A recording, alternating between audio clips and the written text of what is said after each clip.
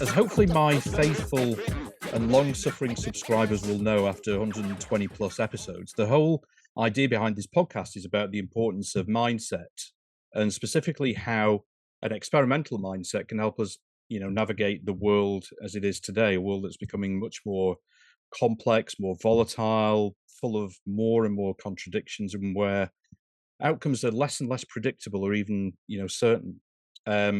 And within our mindset, I really believe that emotional intelligence is one of the most important attributes that we need. I still find it hard to believe that it's not really part of our education systems.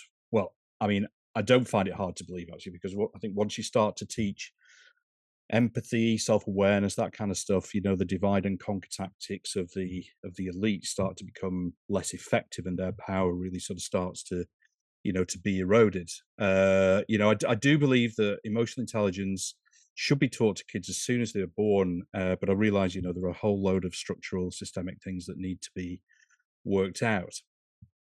So my guest today, his life story is as big a headfuck as you can get, really. He served a total of 26 years, 5 months and 26 days in prison, starting in 1992. And he's always been very clear and honest about what he did not do on that life-changing morning, and also very clear and honest about what he did do, about some bad choices he made. But it needs to be said, because this shit still goes on around the world, that the foundation of the case built against him was constructed on the systemic prejudice against black people and people of color that's been pumped through the veins of the US through government operations like CoinTelPro, with all its nefarious community damaging tactics. And this was the longest consecutive sentence served by any musician ever, and just 6 months less than the time that Nelson Mandela served. Now, whilst he was inside, he produced 12 albums, give or take, and he continued to create his music when he was released in 2018. For me, last year's A Prayer in Hell was truly outstanding. And as we're recording this episode, his latest record, the really sort of huge 24-track of Sin in Heaven, is imminent. And it's really, for me, another hypnotic masterclass in how old school can evolve into the present. It's powerful, distinguished, and full of heart and soul. And I always like to take a moment to remember that music is always there for you. It will always come with you on your journey, and it will always be your friend. So you'll be glad to know that I'm done with my intro, and it's an absolute honour to have X-Rated here today. Anna Ray, welcome, and thanks so much for coming on. It's really great to see you. Thank you for having me. Thank you so much. It's great to be speaking with you. What an intro. Wow. What an intro. Okay, I enjoy doing the intros. It helps me sort of think about what, whilst the podcast is about mindset, it helps me think about who I'm talking to, and about their sort of experiences, and how that sort of fits into the world today, and how it fits into sort of mindset. So and also I think by nature I'm the sort of person that I like to be prepared. Mhm. So I kind of like to do my research, and being prepared sometimes, I mean, gets me into all sorts of tangles when I think that I'm not prepared enough. Do you know what I mean? It's Absolutely. Absolutely. Yeah, proper preparation prevents poor performance. We say it all the time. yes, But it's true. It's very much true. but sometimes it causes me sort of. I've been like this all my life. It causes me. Uh, I guess I'm a bit of an analytical person, and sometimes I get into the detail too much, and Mm. I sort of have this conflict with some of my instinctive reactions as well. Yeah, you're in that human battle. That human battle to just find the sweet spot. That's what we're all just trying to find the sweet spot. And it, This it is it. requires some questioning, some second guessing, some concern, but we get Mm. through it. We do what we put in place, different mechanisms to allow us to do it more comfortably for ourselves. Whatever process works, and that's what you have. You have a process. It's pretty cool. Yeah, I think yeah. Your new record, "Sin in Heaven," which so we're speaking the day before, the day before it comes out. Mhm. I'm interested what's been going on in your mind, in your life that's sort of impacted the, you know, the music, the lyrics, you know, the basically the, you know, the whole sort of content since, you know, A Prayer in Hell came out. Mhm. Wow. Um, I think getting off parole was one of those monumental moments, and Mm, I think that it informs getting released from life or parole informs the album because it caused a lot of decisions that had to be made, real world decisions that I had to make. Uh, I think prior to that, like with A Sin in Heaven, I still had one foot in the great majority of my body inside of my emotional atmosphere of incarceration, yeah. still reconciling things that I experienced and coming to terms with the fact that now I have to reconcile what I'm experiencing out here, which really you Mm. can't. You have to reconciling it out here is to live a healthy 80, 90, 100-year life if you can. And you're Yeah. right. You just to find out on your deathbed that you didn't reconcile anything. Yes. You Yeah. just made it. You survived, and it's like, I sure do hope I got all this right and I didn't screw up my kid. But yeah, so I'm trying to figure out my place coming out of that environment, that hellish environment, into the heaven that I consider to be society. Mm, And then I get here and I'm on life for parole.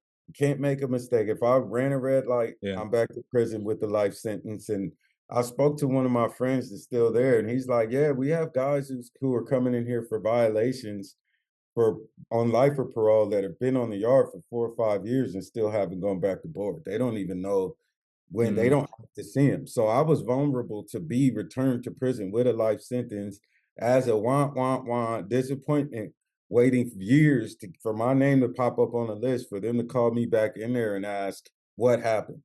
yeah. And so I walked on eggshells for a long time. And then while I was shooting the Still Right Here video with Tech Nine on March 1st of Mm, 2022, and they told me that I was off of parole.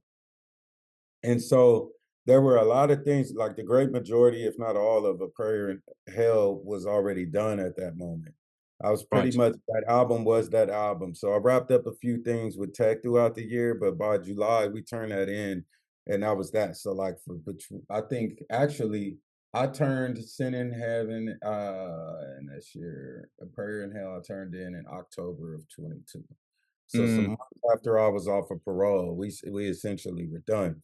yeah. And so the out now I get off parole.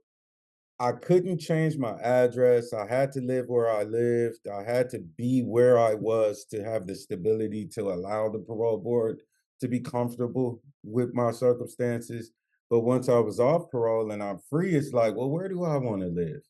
Yeah. Who do I want? What do I want to do? Yeah. And with being informed by my experiences from being released to 2018 in September to be standing there by September of 2022, I've been free for 4 years. And it's like, what do I'm literally untethered now. I'm signed to Strange Music. I'm off parole. What do I want? And I started really trying to figure that out. And in the midst Mm, of that, I lost the matriarch of my family. And so there's this sadness that I was operating with. You know, yeah. she's the mother that even my mother needed that relationship. Even she was the Yeah. one that all the kids, from the grandchildren to my generation to her siblings, looked at her as that figure for our family. So her death Mm, was a big blow, and it ended up being in the song "Pray" on the album, and you can yeah. hear it there. So yeah, I did go through that stage of just trying to. I had to mourn Yeah. my prior experiences, things that I was shedding, relationships that didn't go the way that I hoped they would. With largely with an understanding that my perspective of the world had been informed by fantasy, even more so than my ex-wife or anything like that. It was more about that while I was in that environment, trying to survive a horrendous experience, some of which were self inflicted wounds, but a lot of which were uh, systemic Absolutely. systemic wounds.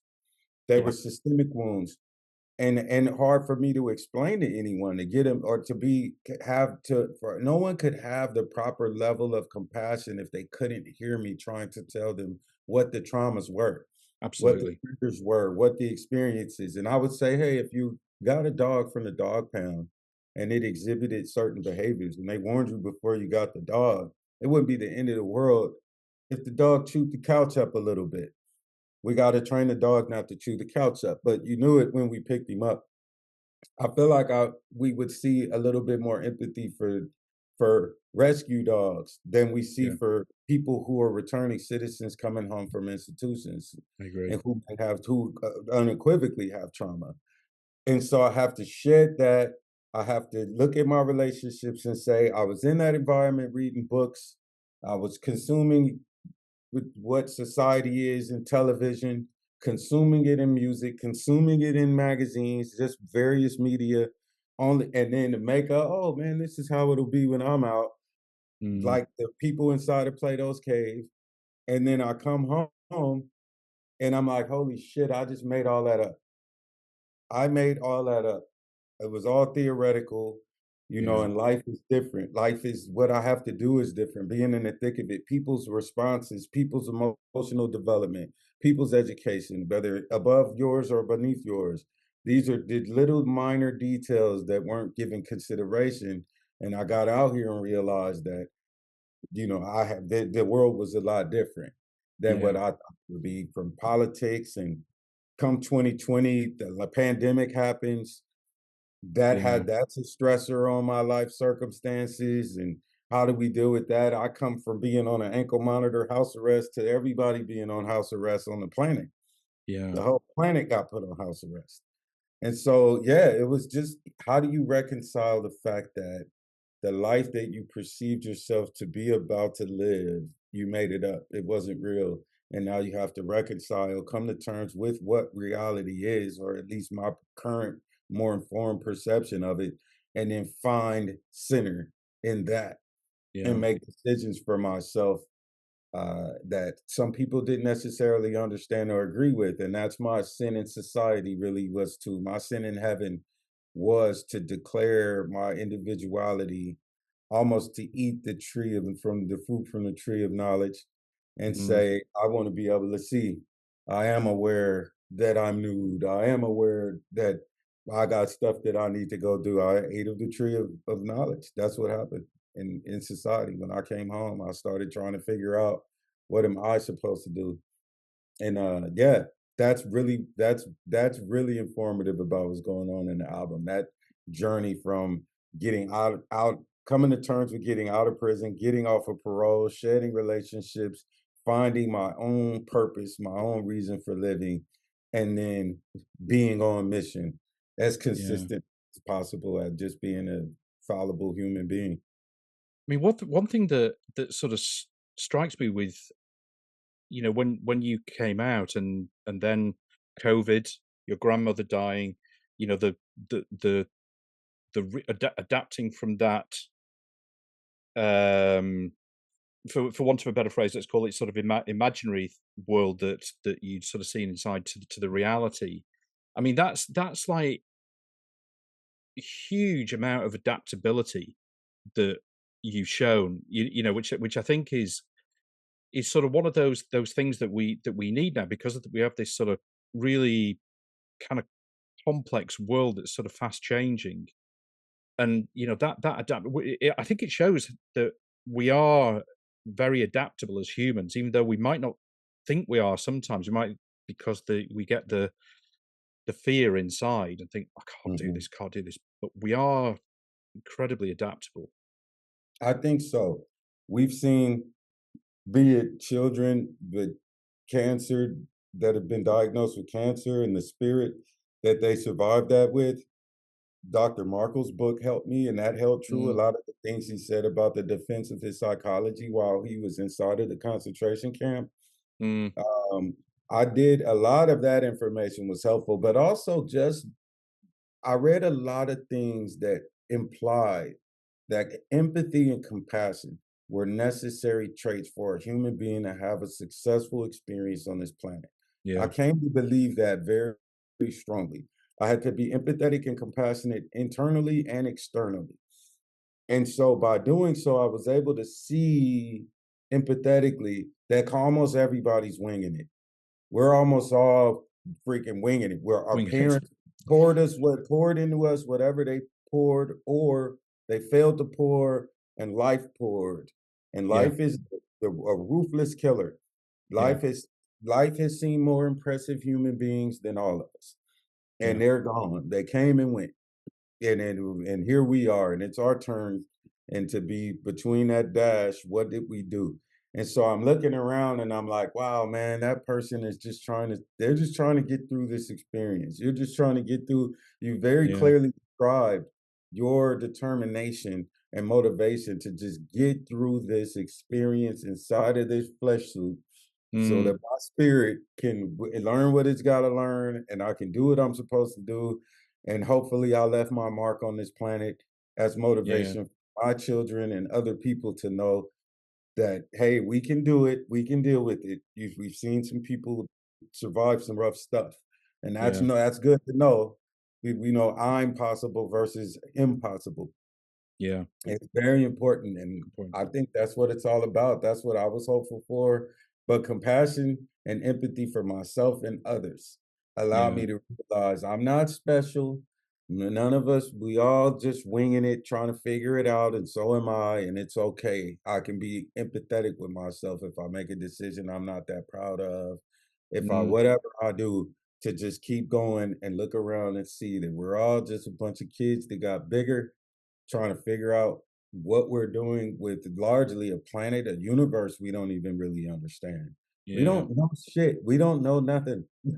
Absolutely. Anything. Absolutely. We don't Absolutely. know anything.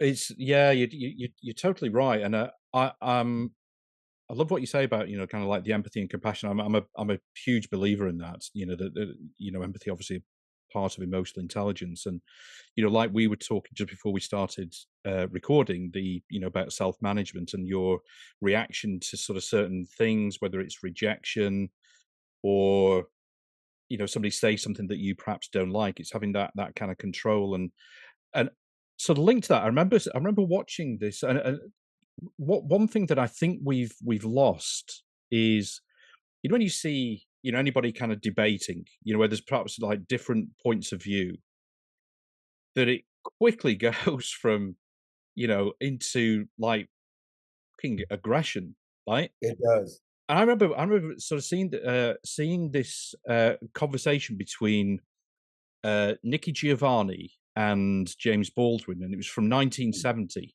and they were talking. They had some different opinions and different views. They were talking about kind of black feminism, and there were some different views, but it was one of the most sort of respectful conversations I've seen. There's respect for somebody else's point of view. We seem to have just lost that. So your point about empathy and sort of understanding something from somebody else's point of view is, I think, is just really important. Mhm. We made some mistakes. I think our participation trophy era, the results of that is people believing they have to be agreed with. And if they're not agreed with, that they're being rejected as human beings. Yeah, Maybe, I don't want to make up, suppositions about it, but I do think we got to be conscious that we don't know what was poured into these people's children. We don't know their absolutely. parents. And I mean, I'm having an interaction with a person I've known for 5 minutes. It's a lot that I don't know. I Yeah, just interacted with this human being. It's a whole bunch I may not know. And am yeah, I empathetic to that as well? So I have seen we have an inability now to be disagreed with without being disagreeable, yeah, be supremely disagreeable. And it's unfortunate because now there's no sharing of ideas to build that realization that yeah, there's counter arguments that people can make that are actually accurate. That yeah, and there, I don't have to agree with 100% of someone's philosophy. The likelihood that I would is not very high yeah, because they're like fingerprints. We're going to disagree on some stuff. And Yeah. that's okay, and I can analyze that and say, "I would like to know if I'm incorrect about that, and or if that serves just their means. Does that serve something that I'm not considering as well?" And then find out, and if it's Yeah. true, "Well, I don't believe that," then that's okay. We just have that point that we disagree about, but we keep it Yeah. moving. We bond over the things that we do agree about and we do have in common with an eye and a chuckle about the things we don't agree about, and we've lost the ability to I believe that we've been the ability to do that has been severely wounded. I don't know if I we've agree. lost it, but man, it's bleeding. It's I bleeding. agree. Because take looking at your music, you use you do a lot of collaborations. Sort of bring other people who are participating in your music. Mhm, How do perhaps there are disagreements, in terms of the the your the compositions, and whatever. Again, sort of how do you find that now with with those sort of collaborations? Obviously, there are people that you're kind of good friends with and have been solid friends for years and years and years. But how mhm. do you find those sort of situations now? What I've usually I mean, almost all of this creative process is a collaborative work. Mm, In the beginning, it's a collaboration with yourself and whatever higher power you believe in. It's off the bat. I got an antenna up and I'm trying to download something and have my flavor on it. If I get that right, it's Prey from the yeah. album. It's Conception. It's Anymore. It's one of those songs. Mm, Uh, Gladiator. It's one of those. And then other times there's work that has to happen. So I've come to understand that from the perspective of even obtaining an idea and bringing an idea to life is a collaborative effort with myself and something I can't see. I can mm, feel it though. And then I give it to the producer and I share that with them and it runs through their perception of reality and life and their emotions and it comes out and I have to nudge it closer to whatever I'm hearing in my head or I have to hear that I have to accept that once I gave it to them it's ours now. yeah. So you have a lot of artists who are fighting everyone else because it's my idea, it's my way, it's my vision, and I'm the one that they're gonna say this sucks. There no one's gonna mention you. And Yeah. it's like that's true. But imagine being Michael Jackson in there fighting Quincy Jones about it. I'm sure Robert Plant and Jimmy Page had their share of fights, right? Or we know Lennon McCartney had plenty. But it's like, "Hey, man, this is our baby now. It's our baby now, Yeah. and it doesn't just look like me, right? It looks I can look at my kid, I see his mother, I see my sister, I can see Mm, my grandmother and my aunt when I look at just looking at my baby, and it's like, yeah. wow, I had that moment. So, I think the Socratic method is an important thing to employ, which is we begin our dialogues a lot of times by stating our terms, whether we mean to or not. Our discussion prior to even doing this, there's a Mm, stating of terms. And true. I love that. We develop human beings do it about as organically as you could ever imagine. But there's a feeling out of energies that is relevant to the Socratic method, which teaches Agree. us that we're going to start a dialogue with someone, we state our terms. And I think people have to read this stuff and understand it. Apply these things to your life and find out does it help. And I think Yeah. the Socratic method helped me. I state my terms off the bat, even if my terms are with the collaborator. I want to hear everything you think. I want to hear every idea. I don't want anybody in this room to feel like your voice and your opinion. I may not like it, I may not implement it, but doesn't mean I thought it was a bad idea. Yeah. It's not fit for this. And I think that's taught me a lot. That's taught me a lot. Being able to successfully navigate that has taught me a lot and resulted in beautiful outcomes that might not have been the way they were if I got my way every time. And when you're thinking about collaborator, who to collaborate with, I guess that's kind of part of your subconscious thinking that you're thinking, okay, well, they don't have to agree with it, but at least they need to have that open mind that they're willing to accept other ideas, even if they may disagree with them. Mhm. Yeah. And I think it's better for everyone. And then when you get people's confidence built up that they're not being rejected, their idea is not being rejected, they're not Yeah, being, and then we don't trigger their kid inside of them that's been through some shit that we may not know. yeah, And so we have that empathy. So now you have this person with their confidence to share their voice. And they might I've had a relation my relationship with Matt Phoenix, one of the engineers and producers over at Strange Music, is such that he's such a confident person with me when it comes to creativity mm, because I foster that. He's a genius and I'm aware of it. And then yeah, when sometimes I'll have an idea and he'll interpret that idea a certain kind of way. I'll nudge him where in the direction closer to where I want to go. And sometimes he just does something because he feels confident to do it.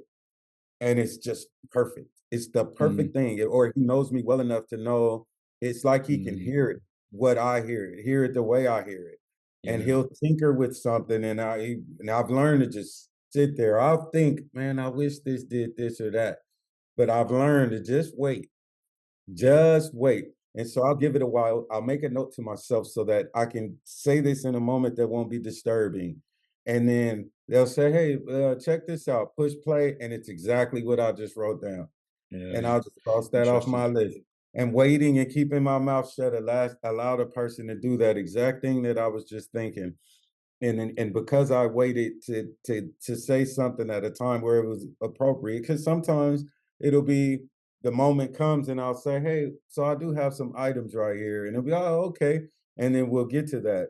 But Yeah. a lot of times they're just doing it already because they've been hanging out in the creative process with me and the emotional atmosphere with me. Yeah, I Mm, walked in there with Prey, did the first verse and the chorus, and he's crying. I got an engineer that's hitting the feels, hitting the heart. And so I'm asking a person to hang out with me in an emotional environment for 5 or 6 months, maybe 4 or 5 months. yeah. Forever, really, when we finish it, even the world gets it forever. Yeah, absolutely. Yeah. It And so if you're gonna ask for that kind of emotional investment from your collaborators, then you have to be willing to respect their input. and it's an again, what you're saying there is really interesting about having, and it goes back to what again, something we were talking about before we started recording, which you mentioned, and that's patience. Having the patience just to wait, and I think in society we become sounds so negative, doesn't it? But we become very, very impatient. We're Mhm. not prepared to wait. Because I guess we've been, with technology, we're used to getting things information so quickly. That we don't have to wait for so many things. Mhm. But that kind of basic thing of just okay, let's just see how this plays out. We don't have to do it right now. Let's just Mhm. take stock. Kind of quite powerful. It is. Doing nothing is doing something. Great, very good Especially, point. and it requires great effort. Yeah, If doing nothing was doing nothing, it wouldn't be so hard to do. I have yeah. to It requires restraint, and these Mm, are superpowers. I've been teaching my children that, especially my boys. I've been teaching my boys the importance of exercising restraint and that yeah, it's a superpower. And so I'm agreed. like, hey kid, you got superpowers. Let me tell you about them. And I patience, Yeah, discipline, using your strength on purpose. Don't just crunch things up. You like Superman, kid. You got to sit that down on purpose. Don't plop out on the couch. Sit down on purpose. Deliberately move through life. You got superpowers. Being able to keep your mouth shut. That's a superpower. There's a lot of men and women that can't do it. And be able to think and say the thing you wanted to say instead of being impulsive. I've been teaching that. And I believe that a lot of us failed to have that. I had Don Miguel Ruiz as a teacher. I had Socrates, Plato. I had Martin Luther yeah, King's writings, RFK's writings, Robert F. Kennedy's writings. I've been able to glean a lot. Malcolm X, James Baldwin, Muhammad Ali. It's a lot of these characters, George Carlin, yeah, who have contributed to me being me Of mm, Solomon's writings, the Moses, Jesus, Muhammad, peace be upon him.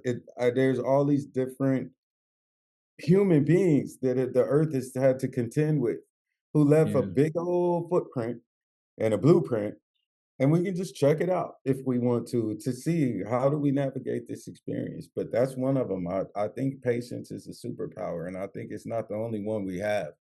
And do you think that, I mean, before we go, we'll talk about what else, what other sort of superpowers we have, but that having that patience, do you think that needs it like an inner confidence to be able to be patient?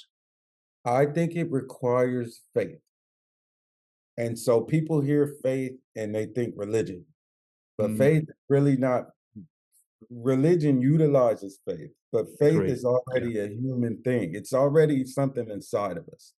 You agreed. know, if you get in a car and it's got a gas pedal, a brake, and it's parked in a go and a reverse, and Yeah. then so do we as human beings. Our spirit got inside of this vehicle that has certain, you know, mechanisms that we can kind of tune to get the Mm, desired and frequency that we want to get the desired results. We're the biggest and greatest transmitter and receiver in the known universe, in my opinion, the human being. yeah, We're the yeah, single greatest transmitter and receiver. The same makeup that we've identified in our sun itself is operating inside of your body. yeah. All of you are a nuclear bomb. You are a sun. You're walking Mm, around there. You are a solar system, and all that power is inside of you. And so I think that patience is just something we have to have faith in order to operate correctly. I have to have faith that you either will or will not do the desired thing that I'm hoping for, and that I can be confident in my ability to respond to that correctly. yeah, But the key is faith. I have faith in everybody's intentions, and that doesn't mean I have to be naive either. yeah, But I have to wait to find out what I'm experiencing. Because if I don't, I'm gonna walk in a room and I'm gonna label everybody. I'm gonna identify all these reasons why I should have concern and why either now I have more aggression than I needed or I'm more demure than I needed yeah, to. Either way, it can send you because I've identified all these things to be concerned about. And concern is just a nice word for fear. yeah, I'm creating fearful, anxiety, anxious energy because I'm making stuff up. I'm yeah, looking at people, I'm labeling the circumstances that I'm seeing in my environment, and I'm operating from a place of fear. So I think faith allows us to not do that. I have faith that this human being means well. I have faith that this is going to play out, and just wait. And yeah. when the most important one, I think, I have faith that I'm going to respond appropriately.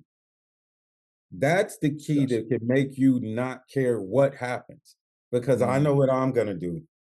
I know what I'm gonna do. I know how I'm gonna do it. I know how I'm gonna respond to it. mm. So, like, if I have a negative experience, I know what to do with a negative experience. This is interesting that because about where is it now? About 5 5 years ago. 5 years ago, I quit drinking. Right, Good for and you, man. thank you. And it was Congratulations. thank I you very got much. 3 Thank you. years. I think I'm headed in November will be year 3 for me. Year 3. Okay, well, congratulations as well. Thank you. It's it's been I've had to readjust my life in lots of ways, but it's been great. And one thing that I really noticed talking when you were talking about how you sort of respond to situations is that I've learned to that I'm able to sort of trust my judgment like a lot more now. In fact, I don't think I've got any concerns with my judgment. No sort of fears really. In my Mhm. judgment of sort of situations. Aside from a little bit of self-belief, things like that. But generally, in terms of how I judge and sort of assess situations and those responses, then that has been a big plus. Yeah, confidence. You're Mm, confident in your ability. I also know that life is so unpredictable that if I worry too much about it Yeah. and create all that anxiety, I've had enough positive reinforcement of getting into circumstances that were nothing like I had imagined that they were gonna go, including being free. I Yeah. mean, even that I made up. And so I've Yeah. learned that, yeah, I don't know. I don't know anything. Yeah. I've just accepted. I know what I know, and a metacognizance. I think metacognizance for every human being, if we're as fathers, brothers, uncles, as mothers, aunts, sisters, if we could just get this part right here, metacognizance is the awareness of awareness. I Yeah. know exactly what I know, and I know what I don't know. It's the Yeah. I know what I don't know, and I know what I do know. And Yeah. I know how to admit those things, if not to no one else, to myself. And so I started understanding that, hey, I don't know shit. I know what I don't know. And Yeah. that allows me to not fill myself up with crap that'll mess up an experience that I'm having somewhere. And it allows Yeah. just shit's gonna hit the fan. And I've done it enough times to know that when shit hits the fan, I'm gonna do what I gotta do. I Yeah. have no choice. I have no choice. So forecasting is out. It doesn't matter. I don't Yeah. have to forecast. I can shift and attempt to influence outcomes to be the way I would like them to be. Yeah. I can hope that, and only so far into the future so it doesn't distort. You hang out too far in the future, you have variables, you end up looking like Doctor Strange trying to figure It's out yeah, yeah, yeah. it's It's it too it far gets out for our brain it's to too far, man. I yeah, can yeah. go 2 or 3 years and I comfortably, plan for when I land in these moments, I'm gonna live It's my very life, true. live my way into these moments, but you start getting into year 5, year 6, man, it gets weird. It's too much stuff that you can't Yeah. control, and all Yeah. you realize the further forecast you go is, "Man, I don't know shit. I don't Yeah. know.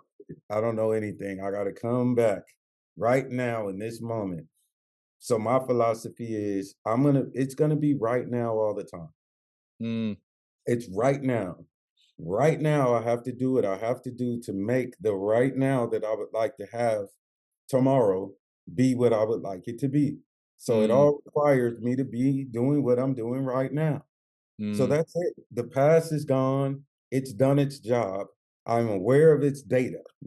That's the use of the Yeah. past. I'm Yeah. aware of its data, even more so than its emotional atmosphere. Because I can look back on some fond Christmases and things like that. Memories are awesome. My babies were small. That's memories are awesome. But it's really about I have this information that allows me to make a decision right now Right that's now. going to benefit a right now that I would like to have. Yeah. And, I mean, that's why we're doing this right now. I Yeah. made decisions that allowed us to be sitting here right now doing what we're doing, and it was a part of the plan. Now I couldn't have known that you would be you. Yeah. I couldn't have known it's a lot of things I couldn't have known, but I knew it was gonna be an album if I got my way. Yeah. Yeah. I knew these things. So we can do our part to there's superpowers, man. We can reach into our brain and drag a rover out of it and sit it on Mars and beam back information and video to tell us what that rover's doing on Mars. Yeah. And I can't make an album. I can't raise my kid. Like there's some phenomenal stuff we pulled out of our brains and now we take them for granted. MacBooks and iPhones and Yeah. planes, trains, automobiles, and buildings. We literally have taken them out of our brains and made other people have to experience them in reality. That's Yeah. what an architect is doing. He's taking from his imagination and creating a thing that we live in real life that he imagined or she. And so, man, an awareness of what other people are capable of and what other people have done makes me think like, man, I want to write a book. That's pretty small. I don't wanna put a rover on Mars. Yeah. I just wanna put out a book. Absolutely, man. Absolutely. I wanna do a documentary. Should I don't feel that challenged by that, but, you know, I Absolutely. don't Yeah. feel I don't feel like it's an insurmountable challenge in comparison and awareness of what other people have been able to pull off. Like, you Yeah. damn I believe in my superpowers, and I believe in yours too. Absolutely. I think you're totally right there, and this is where I guess the makes you feel, it makes me think that, like, how kind of interlinked these sort of superpowers are. Because I'm thinking, as you were talking there, I'm thinking, okay, book, documentary, blah blah blah. There's an imagination, a fertile imagination going on there. Where your imagination is kind of free to you freed your imagination to suggest things to yourself that, okay, what about that? Might be okay, might be something worth thinking about, might not for now, maybe for later, years time or whatever. But having that again is another, for me, is another power. Mhm. I I like agree. that idea. Yeah, yeah. Who's Now telling us? Ye now are talk they been let don't let them eat of the tree of not of life, for they be like us. As But you see, God. but it's easy in this kind of world of where there's sort of structure, and there's kind of people being sort of pushed down, where imagination is not allowed to flourish. When we're sort of first born, your kids are really young. You'll know that their imagination as they're growing up and playing with other kids is it's totally free. Mhm. Yeah. We need that as adults as well. Yes, we do. Yeah, our imagination is under assault Mm, by current life crises, by current life experiences, bills, forecasting, and mm, it's so we're so concerned with the immediate needs that we yeah, can't treat the illnesses that we have. We're so focused on treating symptoms. It's yeah, the same way in our spiritual development. We're treating a lot of symptoms so we can deal with right now just to get through today. And yeah, it doesn't allow us to have the ability to be aware of the bigger picture in a way that we can start imagining a right now without being able to crush our own thing we just imagined. yeah, Because we're the ones now. Our critic has been informed by all this other stuff. And it'll try, if you did imagine some beautiful thing, it'll we're the first, or that thing is the first assault that our yeah, idea has is coming from inside of us. yeah, The first doubter was an internal voice, yeah, and we got to be able to beat that. The fortitude's got to start right here first. And if no one else does it for us, man, we got to do it for each mm, other and get to the point of being able to do it for ourselves, to know that we have to. No one's going to do it, man, in a quiet moment where it's mm, just you and shower water. You got to be the God, man. You got to yeah, be there for yourself. I got to be there for myself. There's no help in our darkest moments. Kurt Cobain's last 2 hours, it was him and him. It's him in yeah, his own mind, outside of the conspiracy theories, but metaphorically speaking, it's yeah, just you and your bullshit. And yeah, you got to be able to deal with that, or we yeah, got catastrophic outcomes that could potentially happen. yeah, People check out. This is a dangerous game, and life is a dangerous game. It has some outcomes that aren't all pretty, and it got a lot to do with fortitude. How much fortitude are we instilling in ourselves, mm, separate from what anyone else instilled in us, or did they know they had to deliberately do it? You know, mm, cook up a meal. You gotta do. If you don't put the bread on the chicken, if you don't bread it up, flour it up, and it's not gonna magically be yeah. bread and chicken. You have to put the ingredients in there, and who's the chef? Who's the damn Well, chef? you mentioned fortitude, so that again, that characteristic, fortitude or resilience. I mean, have you found that that is something that you've really kind of needed? Being in the world today, in either in kind of like your kind of regular personal life, or in your creativity. That's Yes, yeah, absolutely. You have yeah, to have you have to be operating from a place of with an awareness of what you think you are and who you think you are and how you've defined yourself. Mm, Whatever input you utilize to come to that conclusion. And once you decide that, you gotta be that guy. And if you have some experiences, every person I know that has and transcending is a horrible way to put it in my opinion. You know, if we start telling everybody they transcended and you're so special, it almost makes it to where the human experience is being labeled as some type of thing that has to be you have to rise above. And that's kind yeah, of bullshit. It's not that we're not transcending, more so that we're just maturing and blossoming into a tree doesn't transcend going from a seed to a sequoia. That's not transcendence. It's just a tree that got left the fuck alone for 100 years. That's what yeah, that is. And yeah, so it's the same thing as a human being, but we have to come to this place where everyone I can think of who has become a sequoia, a 200-year-old redwood standing tall and proud, you could drive a car through it. Every mm, human being I know that made it there had to survive adversity. They have a story about some shit that they went through, and it's percentage for percentage. It's devastating as Mandela's time he had to serve and Markle mm, being concentration camp. Everybody has their version of that. You could have the mm, wrong mom and dad. You could have anything that had to be overcame. That hey, if I didn't survive my parents, yeah, it life would have been devastated. It would have been if I couldn't survive that experience and create the fortitude for myself, then it's all bad.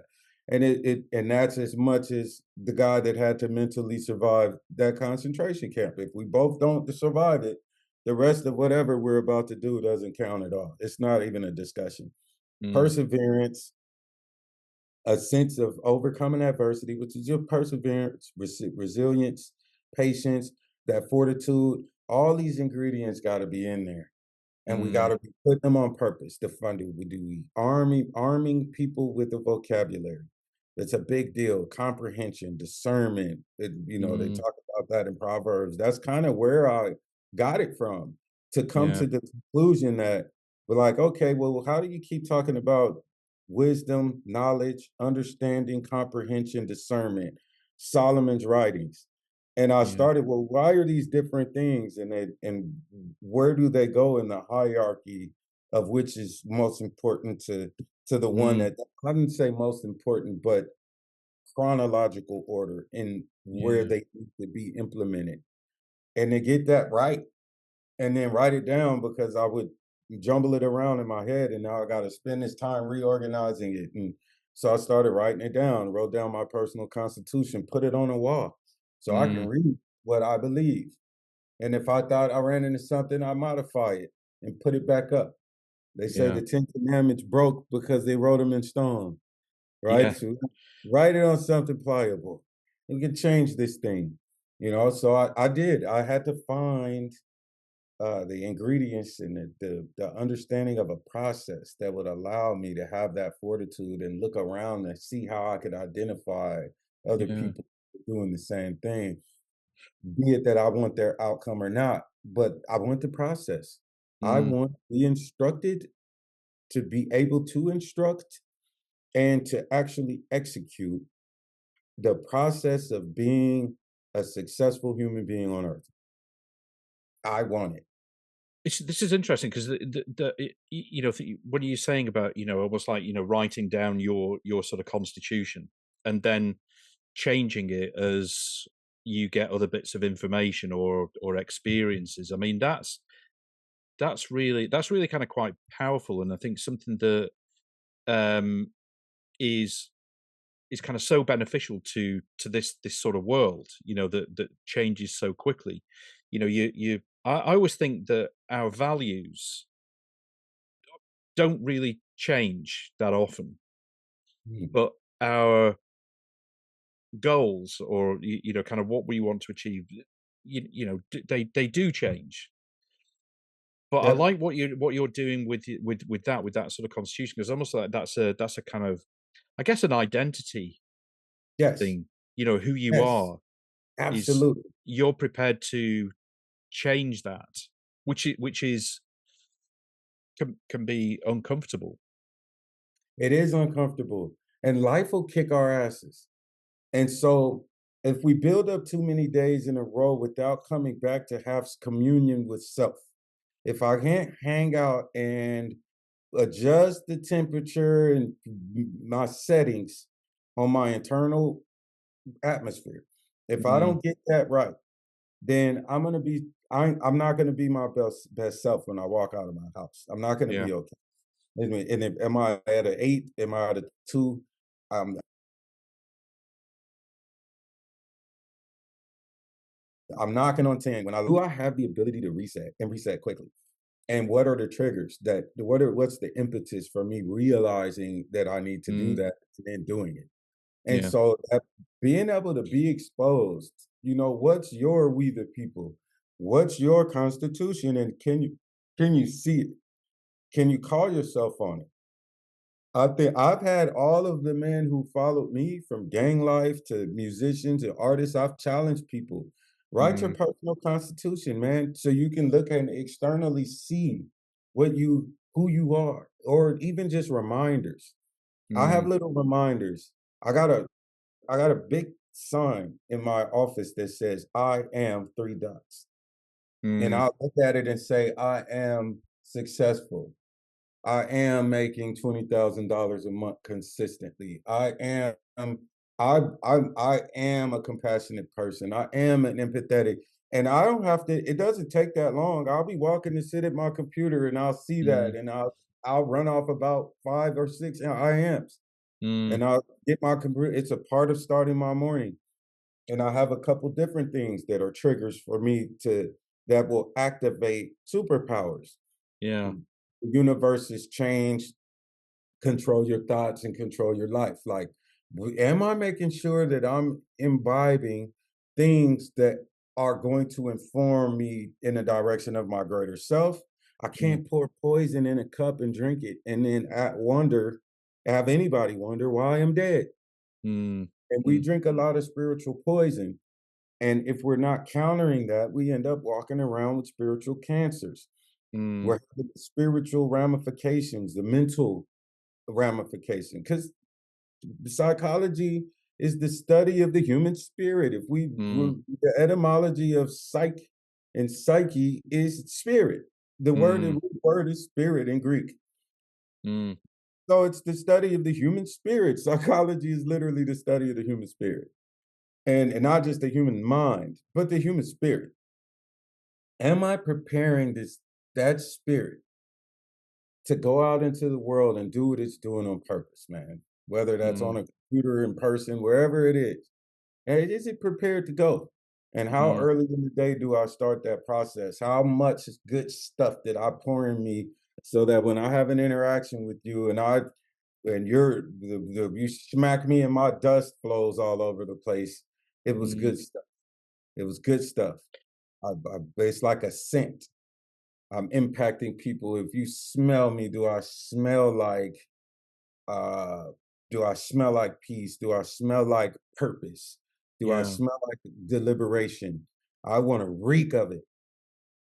Do you write down those things that you're not happy at with yourself? You I have. I don't do that as frequently. If I do, it ends up in the music. Lyrics yeah, are got you. it's a good container for things I believe. Yeah. And as someone who's been recorded since I was 16 years old to be Mm. 50 now, I have my entire life. What I've thought about practically everything is recorded and It's all documented documented, yeah, for yeah, myself and others, yeah, but mostly for myself. I'm talking to myself. yeah, Even now, I'm listening to me speculate about future me. I can yeah. hear what I thought about what I would be. And it's like, wow, like Mm, I was 19, 20 years old. That's what I thought about myself. Or there's a magazine where I'm talking about how I'm done. My life is over. They just threw me away like a piece of trash. I have that in my house, and I mm, look at it every now and then, and I'm like, "Wow, man, I'm so compassionate, empathetic to that guy."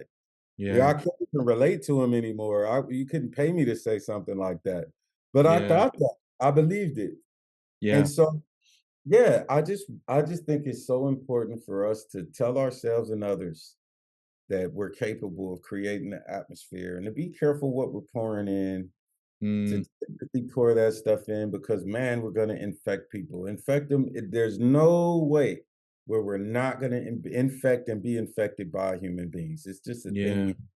we fuck it. We could walk in a room and light that room up, or you can walk in there and turn the light down. It's your call. And I've come to terms with the fact that I have a responsibility to deliberately inject the energy that I want to be uh, to impact people. I have Well, to do it on purpose. I guess I mean I read the I think it was a post you did from last year, which was a a letter to your 16-year-old self. Yeah.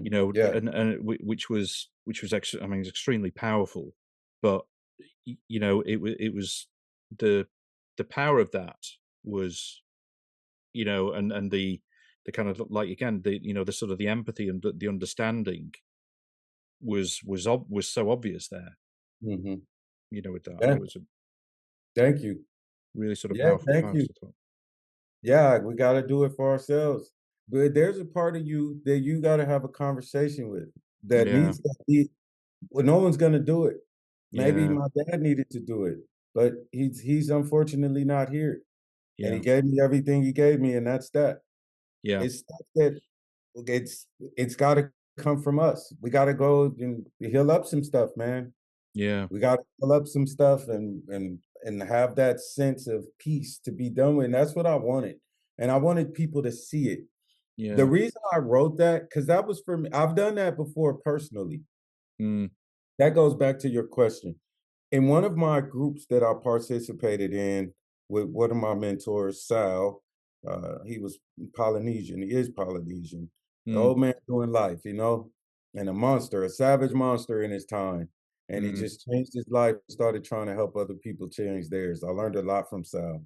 And yeah, one of those things, similar to working with a sponsor inside of Narcotics Anonymous or Alcoholics Anonymous, you got to write your inventory and you do your step 4 inventory, but there's a way to do that inventory where you fracture it into the good, the bad, and the ugly. That's what we call it. There's the good stuff you've done in life, there's some bad stuff you've done in life, and there's some ugly stuff you've done in life. And I mhm, had to write that stuff down. And then the reason for writing it down is you're going to come to having to now create coping mechanisms. You're going to identify your character defects, you're going to identify your triggers, and then you're going to create coping mechanisms. So, what do I mm, have now in place of this trigger that I know is a trigger for me? Like, where are you from, homie? Because of growing up in urban communities, that was a yeah, death threat. That was a yeah, death threat. So now someone says, "Hey, where are you from? Where are you from?" And guy, come on, I'm in Malibu. yeah, yeah, I'm in Lakewood. I'm in Lee Summit, Missouri. I'm in San Francisco, like at the beach. You know what I mean? yeah, So I don't have to have the kind of response I would have needed to survive when I was 16 on 24th. mm, So like coming to an awareness of these things and just being able to adjust, I think is important. So I have coping mechanisms. Now I say, hey, man, that used to be a hostile question where I grew up from. And people say, where'd you grow up? I'm interacting with a person, right? It's yeah, just a funny moment, an icebreaker, but just an example to say this process. So I posted that because I wanted people to see the process. And a mm, lot of people got in my DMs and told me, man, I'm writing a letter to myself because of you. Or I just asked my children to write a letter to themselves. And it's like, that's what I want people to have processes. My end results are that belong to me and their yeah, fingerprints. If people use the same process I did, they're gonna land elsewhere. They're gonna land in their spots. I yeah, don't get to be like, oh, that you use my process and that's where you landed. I don't get to do that. It's just yeah, and it's not my process either. It doesn't even belong to me. I just figured out a few things that would allow me to be able to not want to, wake up and have a bad experience. You know what I mean? That's all. Just trying to come to terms with the difficulty of living life on earth as a human being. That's it. That was what I was driven by. And now other people get to take some of the things that I did, and apply them to their lives, and I think if I'm not doing that, after that everybody who ever came out of their cave did it. You Yeah. know, Buddha sat under the tree, woke up, and went and told everybody, "Hey, this is the path to enlightenment." You know, all of these figures, that's what they did. They came out of isolation and tried to tell people what they came up with, Yeah. and that's what I I'm doing. I was gonna ask you about your sort of approach to, um, kind of work in the community, is it your kind of activism, let's call it, because you've worked with youth and, in the past. Mhm. But you've almost answered that with, kind of what you're talking about there by sharing those thoughts, like that. You just kind of by default helping other people, people that sort of come to you and say, "You really helped me, deal with this. I did this. I took the same approach." You're kind of doing it anyway, aren't you? Yeah. It's life experiences, sharing those, how you've evolved, how you've learned, pass that on. Yep. That's it to me, man. I It's a lot of other aspects of life that are, we get to enjoy, but I think that's it, man. That might be the core purpose. Yeah, I think we're near it, and then, again, we don't know shit. We don't know shit, and yeah, that's okay. But man, it sure does feel like that might be the core purpose yeah, of this experience, man. That might be the reason. And I've been if it's a reason, then I'm okay with that being my reason. I'll choose that. yeah. Yeah. Well, that sounds like a really positive place to stop. Uh, I wish we could carry on, but I'm sure you've got other things to do, but it's been amazing talking to you. It's really been Oh, man. so good. So good. I feel the same way. Thank you very much for sharing your spirit, man. Your light is bright. You're shining, man. You got the glow. I say keep going, man. This stuff is good. This is good stuff for people. It's so powerful that you're doing that, man. You're doing this. I I really really commend appreciate you that. for it. With that sharing your spirit and allowing other people to share theirs, man, this is what it's all about.